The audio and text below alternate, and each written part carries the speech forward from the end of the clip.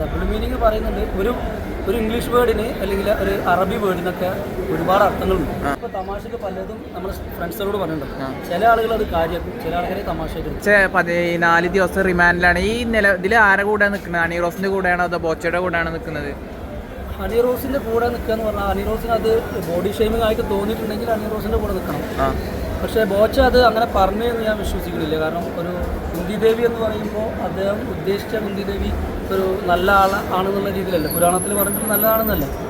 അല്ല, ബ്രോക്ക് അറിയില്ല അത് നല്ലതാണെന്നല്ല ഉദ്ദേശിക്കുന്നത്. അപ്പോൾ നല്ലൊരാൾ നല്ലതെന്ന് പറയുമ്പോൾ അത് തെറ്റായിട്ട് തോന്നുന്നില്ല. അതിന് പുറത്തേക്ക് ഇനി പുള്ളി എന്താ പറയുക വീഡിയോയിൽ വരാത്ത സംഭവങ്ങൾ എന്തെങ്കിലും പറഞ്ഞിട്ടുണ്ടോ എന്നുള്ളത് അറിയാം.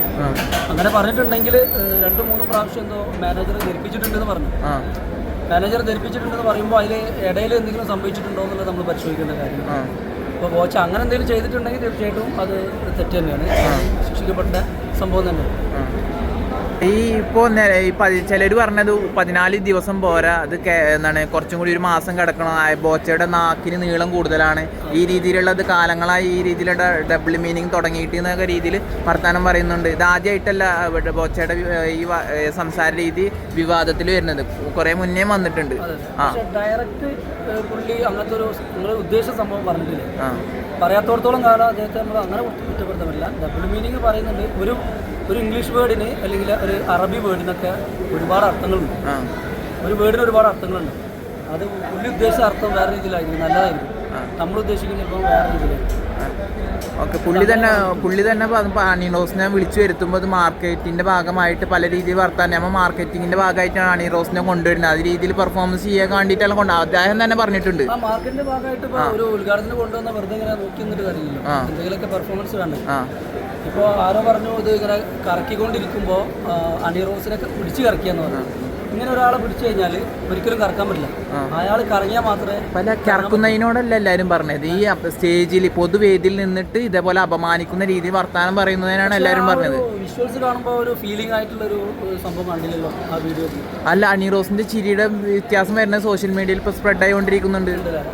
സ്പ്രെഡായി. അതിന് മുന്നേ തന്നെ ഇപ്പോഴാണ് മാനേജറെ ധരിപ്പിച്ച കാര്യം അറിയുന്നത്. മുന്നോട് എന്താ സോഷ്യൽ മീഡിയ അറിഞ്ഞത് അന്ന് സമയത്ത് തന്നെ മാനേജർ ധരിപ്പിച്ചിട്ടുണ്ടായിരുന്നെന്ന് ഹണി റോസും പറഞ്ഞു, ബോച്ചയും പറഞ്ഞിട്ടുണ്ട്. പിന്നെ എന്നിട്ടും അത് ഇന്റർവ്യൂകളിൽ വീണ്ടും റിപ്പീറ്റ് ആയിട്ട് അദ്ദേഹം ഈ രീതിയിൽ ഹണി റോസിനെതിരെ വർത്താനം പറഞ്ഞുകൊണ്ടിരിക്കുകയാണ്. അപ്പോൾ അത് ഇന്റർവ്യൂവിൽ പിന്നെ ഇതിനെക്കുറിച്ച് ആരെങ്കിലും സംസാരിച്ചുകൊണ്ടിരിക്കുന്നുണ്ടാവും അല്ലേ? അപ്പോൾ അതുകൊണ്ട് അടിസ്ഥാനത്തിൽ എന്തെങ്കിലും പറഞ്ഞിട്ടുണ്ടോന്നില്ല, ഞാൻ കണ്ടിട്ടില്ല ആ വീഡിയോ. തെറ്റ് ചെയ്തിട്ട് എന്തെങ്കിലും ശിക്ഷിക്കപ്പെടുമെന്ന് ഞാൻ ആഗ്രഹിക്കുന്നത്. എന്തായാലും ആരുടെ ഭാഗത്തേക്ക് എന്നുള്ള നമുക്ക് 2 പേരുമാണ്, ആണായാലും പെണ്ണായാലും ആരാണോ തെറ്റ് ചെയ്തത് ശിക്ഷിക്കപ്പെടണം. എന്തായാലും ആ ഒരു നിലപാട് തന്നെയാണ് ഞാൻ എടുക്കുന്നത്. ഈ ബോച്ച തന്നെ പറഞ്ഞിട്ടുണ്ട് ഇത് മാർക്കറ്റിന്റെ ഭാഗമായിട്ട് ചെയ്യുന്നതാണ്. ആ രീതിയിൽ മാർക്കറ്റിന്റെ ഭാഗമായിട്ട് ദ്വയാർത്ഥം പറയുന്നത് കളി കാര്യമാവെന്ന് പറയില്ല. നമ്മൾ ചിലപ്പോൾ തമാശക്ക് പലതും നമ്മൾ ഫ്രണ്ട്സുകളോട് പറഞ്ഞിട്ടുണ്ട്. ചില ആളുകൾ അത് കാര്യമാക്കും, ചില ആൾക്കാരെ തമാശയായിട്ട്. അത്തരത്തിൽ ഇത് കളി കാര്യമായ സംഭവമായിട്ടാണ് എനിക്ക് ഫീൽ ചെയ്തത്.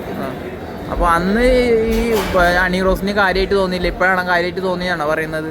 അങ്ങനെയാണോ പറഞ്ഞത്? ഞാൻ പറയുന്നത് കളി കാര്യമായിട്ട് തോന്നി, അവർക്കത് തമാശയായിട്ട് തോന്നിയിട്ടുണ്ടാവില്ല. പുള്ളി അതൊരു തമാശ എൻജോയ്മെന്റ് രീതിയിലാണ് കണ്ടിട്ടുള്ളത്.